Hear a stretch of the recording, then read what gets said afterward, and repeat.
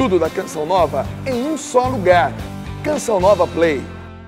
Muita paz e muita bênção de Deus na sua vida, muita paz e muita ternura no seu coração.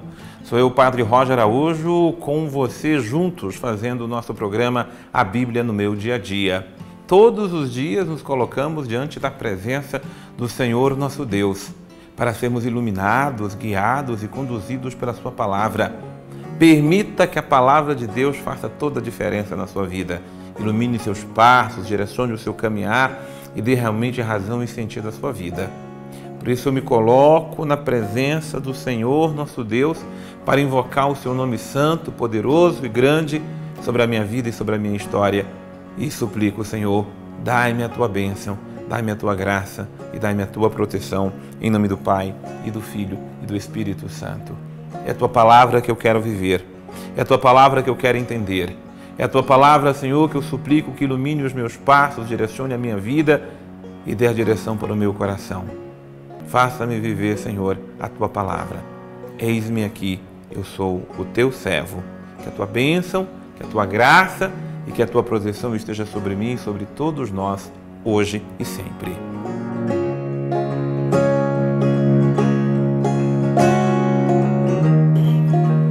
Meus irmãos e minhas irmãs, se colocando diante de Deus e diante da sua palavra, nós dizemos: basta uma palavra tua, Senhor, e eu serei salvo.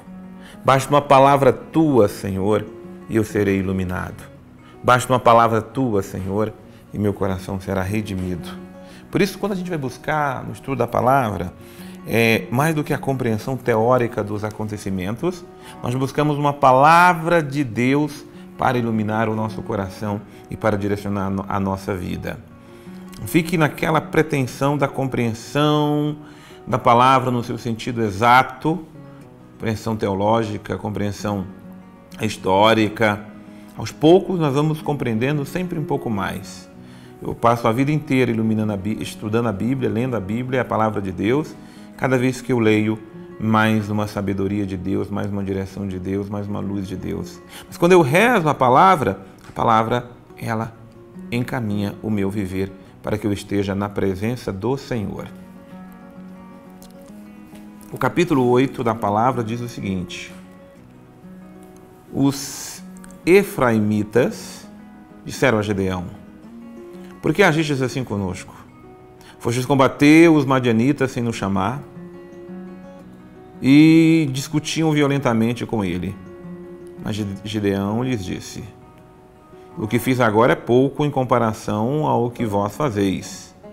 Acaso a sobra das uvas de Efraim não vale mais do que a safra de Abiezer? Deus vos entregou os chefes de Madian, Oreb e Zebe, que poderia eu fazer de igual ao que fizestes? Ao dizer isso, a animosidade contra ele se acalmou. Que bonito é ver o coração de Gedeão.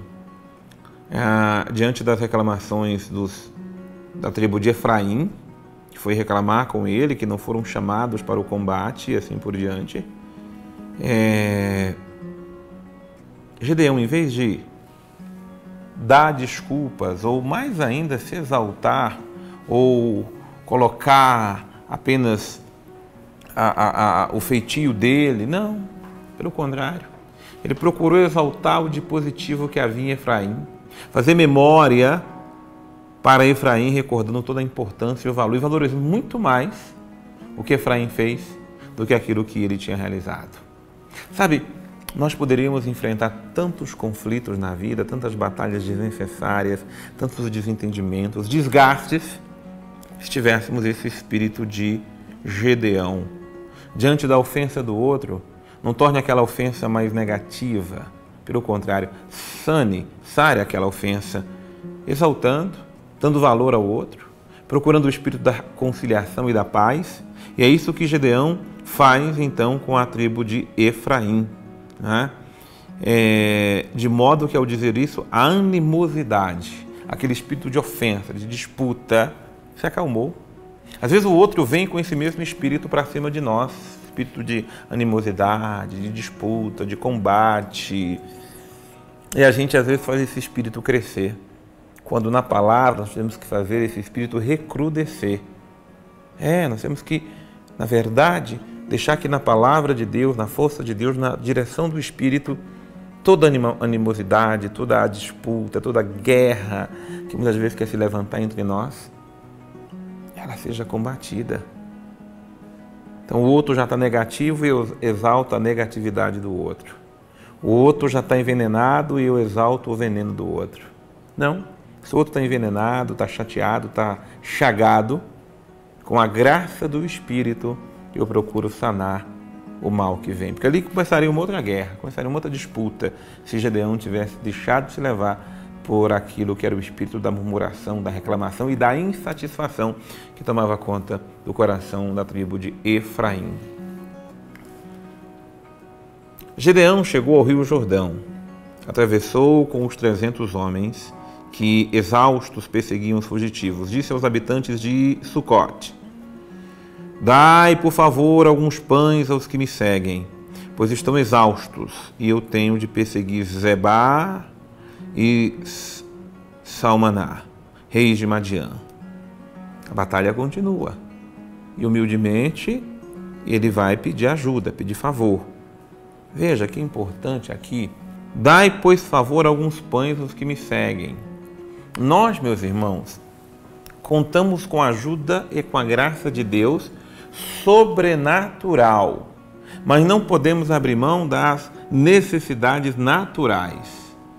Comer, se alimentar, descansar, se revigorar. Nós precisamos da força do Espírito e precisamos também da força da natureza. E aí a nossa cooperação, tanto no sobrenatural, quando a gente intercede, a gente busca interceder uns pelos outros, como a nossa cooperação no sentido natural e material. Ora, eles precisam de pães para comer. E é por isso que, humildemente, dai, por favor, alguns pães aos que me seguem. Estão exaustos, cansados, é a natureza humana que se cansa, que fica exaustiva diante das circunstâncias. Ninguém é de ferro não, minha gente, pelo amor de Deus. Fico pensando, eu, padre, estou ali em nome de Deus, em celebrar, combater, anunciar, mas chega uma hora que eu estou exausto. Preciso de uma boa cama, preciso descansar, preciso relaxar, preciso do pão, preciso do sustento material para ficar de pé. E é assim que precisamos também reconhecer isto. Não queira ninguém ser super-homem, ser super-máquina, porque não existe nem super-homem, nem super-máquina na nossa humanidade. Então, se a gente precisa do auxílio divino, precisamos também do socorro humano para combater nessa vida. Mas muito bem, lá no versículo 10 diz que Zebá e Salmaná estavam em Carcá com um exército de cerca de 15 mil homens. Era tudo o que sobrara do exército inteiro dos povos do Oriente, depois de sofrer baixa de 120 mil guerreiros. Gedeão o que fez? Subiu pela rota dos beduínos, a oeste de Noba e Jegabá, e atacou o exército de surpresa. Zebá e Salmaná fugiram, mas eles os perseguiram. Capturou Zebá e Salmaná, os reis de Madiã, semeando pânico em todo o exército. Ao retomar da batalha pela subida de Arés, Gedeão, filho de Joás, capturou um jovem de Sucote e o interrogou. Este forneceu-lhe uma lista de 77 chefes e anciãos em Sucote. Gedeão apresentou os seus habitantes de Sucote e disse: aqui está Zebá e Salmaná, e a respeito dos quais me insultastes, dizendo: porventura já prendestes aos punhos de Zebá e Salmaná, para que demos de comer a tua gente exausta? Então prendeu os anciãos da cidade e mandou trazer espinhos do deserto e abrolhos, com os quais açoitou os homens de Sucote. Demoliu também as torres de Fanuel e matou os homens da cidade. Em seguida perguntou a Zebá e a Salmaná: como eram os homens que me massacrastes no Tabor? E eles responderam: pareciam-se contigo, tinham a aparência de príncipes, eram meus irmãos. Disse ele: filhos de minha mãe, pela vida do Senhor eu juro, se lhe tivesses poupado a vida, eu não vos mataria. E disse a Jeté, seu filho primogênito: levanta-te, mata-os. Mas o jovem não arrancou da espada, porque tinha medo e ainda era muito novo. Zebá e Salmana disseram: levanta-te e mata-nos tu mesmo. Tal homem, tal sua bravura. Então Gedeão levantou-se e matou Zeba e Salmana, levando consigo os broches em forma de meia-lua que decoravam os pescoços e decoravam os pescoços dos camelos, né? Forma de decoração. A última parte do texto de hoje é Gedeão rejeitando a realeza. Os israelitas disseram a Gedeão: exerce o domínio sobre nós, tu e teu filho e teu neto, pois livraste-nos das mãos dos madianitas. Gedeão lhes disse: nem eu, nem meu filho vamos dominar sobre vós. Quem tem o domínio sobre vós é o Senhor. E acrescentou: gostaria de fazer-vos um pedido. Cada um de vós me dá o anel que encontrei em sua presa. Os vencidos por serem ismaelitas usavam anéis de ouro. Com prazer responderam eles, e estenderam um manto no qual cada um jogou o anel de sua presa. Os anéis, os ouros requisitados, totalizaram quase 20 quilos de ouro e assim por diante. Veja que maravilha. Aqui tem duas coisas. Primeiro, a vitória, ainda que sangrenta, cruel, é uma leitura de época daquilo que foi Gedeão com suas tropas derrotando os madianitas e se apossando daquela terra que o Senhor prometeu ao seu povo. Por outro lado, diante da vitória que Gedeão conseguiu, o povo queria exaltar Gedeão, fazer Gedeão rei. Gedeão disse: não, o único rei entre nós é o Senhor nosso Deus. Meus irmãos, quando os homens quiserem nos exaltar, nos colocar acima de tudo e de todos, não permitamos que esse espírito tome conta de nós. O único que é o nosso rei, o único que domina sobre nós é o Senhor nosso Deus. Padre Antônio Xavier esteja agora conosco no estudo da Palavra de Deus. O 8º capítulo de Juízes encerra essa saga de Gedeão. E o final da saga é muito interessante. Gedeão, que teve então aquela grande vitória, nós sabemos, né, pela Escritura, que na verdade foi Deus quem venceu. Gedeão tinha um exército grande, mas os combates foram pequenos, né? E o povo que decide fazer de Gedeão o rei, o primeiro rei então de Israel. E que Gedeão diz: não, nem eu, nem os meus filhos, né? O rei de Israel é o Senhor.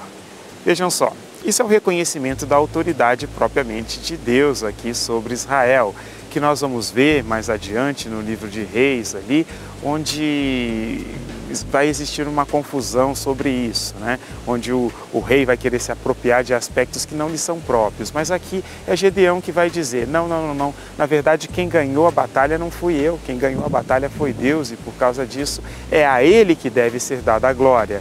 Essa humildade de Gedeão vai estabelecer nessa região onde ele está ali, da Samaria, vai estabelecer uma grande paz durante um tempo, durante todo o seu tempo de vida. Mas nós vamos ter complicações depois com os seus filhos, que são muitos, né? Mas essa sensatez de dizer: não, a glória não é minha, a glória é de Deus. Como faz questão de lembrar um dos salmos, né? Não a nós, ó Senhor, não a nós, mas ao teu nome sim seja a glória. É isso que Gedeão aqui o faz. Não retira a glória de Deus, não se apropria daquilo que não tem direito. Senhor nosso Deus, força e luz no combate. Senhor nosso Deus, Tu és a nossa força e a direção da nossa vida. Senhor nosso Deus, Tu és o Deus que derrota os inimigos da nossa alma e do nosso coração. Faça de nós, Senhor, um povo combatente contra o mal.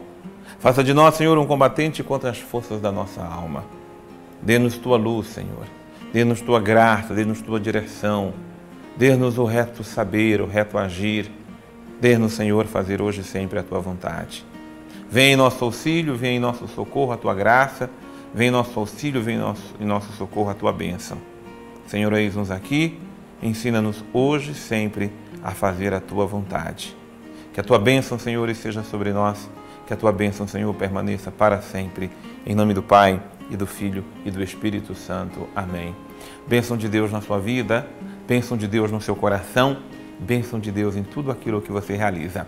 Eu te espero, então, no nosso próximo programa, A Bíblia no Meu Dia a Dia.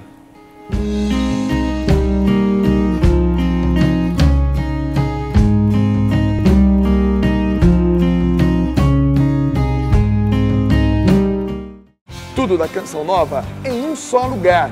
Canção Nova Play.